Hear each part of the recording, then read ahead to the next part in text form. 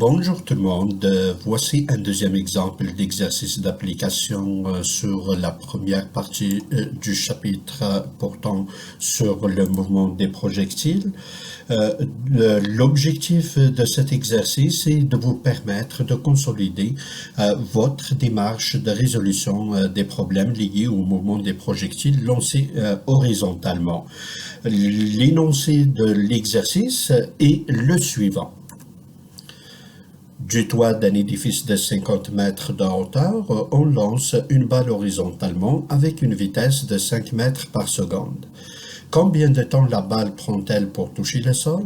À quelle distance de l'édifice la balle touche-t-elle le sol? Quelle est la grandeur ou la norme de la vitesse de la balle au moment de toucher le sol? Et enfin, quelle est l'orientation du vecteur vitesse au moment où la balle touche le sol? En suivant la démarche préconisée précédemment, tout d'abord, on va répertorier l'ensemble des variables connues et inconnues dans un tableau.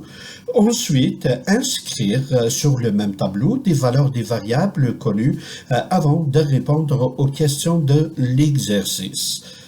Partant donc de cette manière de procéder, le tableau suivant rapporte l'ensemble des valeurs régissant le mouvement des projectiles. Une fois que le tableau des variables est établi, on peut commencer à inscrire les valeurs des variables connues et qui sont bien entendu données dans l'énoncé de l'exercice. Ainsi, on pose tout d'abord TI est égal à 0, puisqu'on considère que le temps initial comme étant l'origine temporelle du mouvement à l'étude. Également, on pose x0 est égal à 0, car on considère la position initiale sur l'axe des x comme l'origine du départ du mouvement horizontalement. Nous avons aussi YI qui est égal à 50 mètres, qui est une valeur donnée dans l'exercice et qui correspond à la hauteur du lancement du projectile. Nous avons aussi YF qui est égal à 0 et qui correspond à la position finale sur l'axe des Y au moment où la balle touche le sol. Nous avons aussi Vx qui est égal à 5 mètres par seconde, qui est une valeur aussi donnée dans l'exercice et qui correspond à la vitesse initiale sur l'axe des X. C'est également la valeur de Vfx, c'est-à-dire la vitesse finale sur l'axe des X, puisque le mouvement des projectiles sur l'axe des X se caractérise par un mouvement rectiligne uniforme, ce qui fait que la vitesse reste constante et que l'accélération sur l'axe des X est nulle. Nous avons aussi VY qui est égal à 0 mètres par seconde, c'est-à-dire la vitesse initiale sur l'axe des Y, car au moment du lancement du projectile horizontalement, il n'y a pas de mouvement qui s'effectue sur l'axe des Y. Nous avons enfin l'accélération sur l'axe des Y qui est constante et est égale à moins 9,8 mètres par seconde au carré, car le mouvement des projectiles se caractérise par un mouvement rectiligne uniformément accéléré sur l'axe vertical. Il reste maintenant trois variables inconnues et il s'agit de TF, c'est-à-dire l'instant où la balle s'apprête à entrer en contact avec le sol. Nous n'avons pas aussi le XF qui correspond à la position finale sur l'axe horizontal au moment où la balle touche le sol.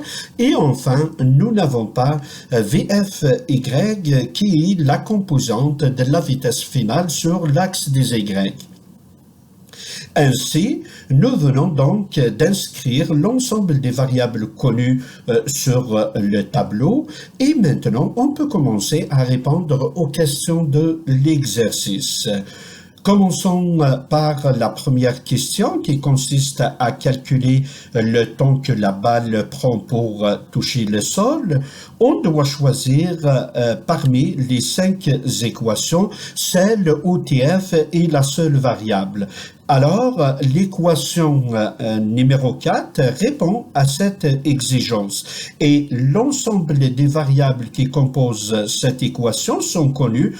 Il suffit donc de faire l'application numérique et on trouve TF est égal à 3,19 secondes. Cette valeur correspond au temps de vol du projectile. Ensuite, on peut répondre à la question 2 qui consiste à calculer la distance horizontale à partir de l'édifice parcouru par la balle. Et dans ce cas, la seule équation fournissant XF est l'équation 1. Ainsi, et de la même manière, nous avons toutes les valeurs des variables de cette équation et nous avons qu'à faire l'application numérique pour trouver XF est égal à 16 mètres. Maintenant, en ce qui a trait à la troisième question, qui consiste à calculer la norme de la vitesse résultante de la balle au moment de toucher le sol, il faut avoir les valeurs des composantes VFX et VFY pour pouvoir calculer cette norme. Or, nous avons juste la composante VFX. Donc, il faut d'abord calculer la composante Y de la vitesse avant de pouvoir calculer la grandeur de la vitesse résultante.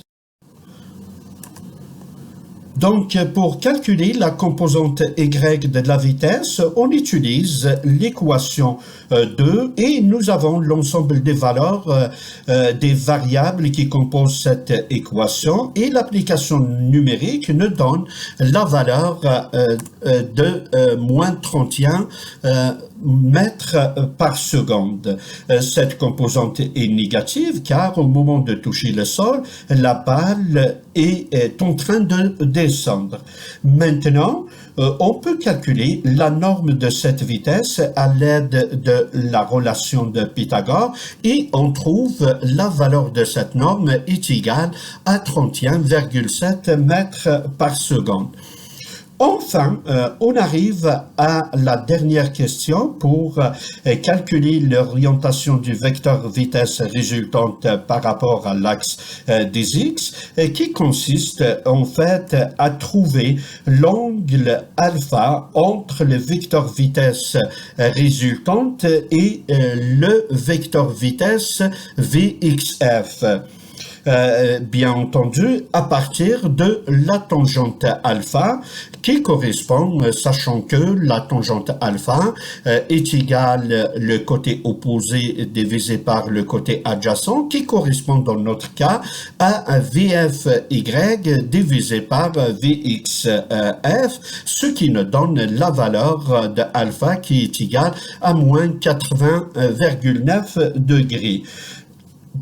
Le signe négatif de cet angle signifie tout simplement que le vecteur vitesse résultante est dans le sens horaire à partir de 0 degré qui se trouve sur l'axe des X, sachant que dans le sens anti-horaire, à partir de 0, les valeurs de l'angle sont positives.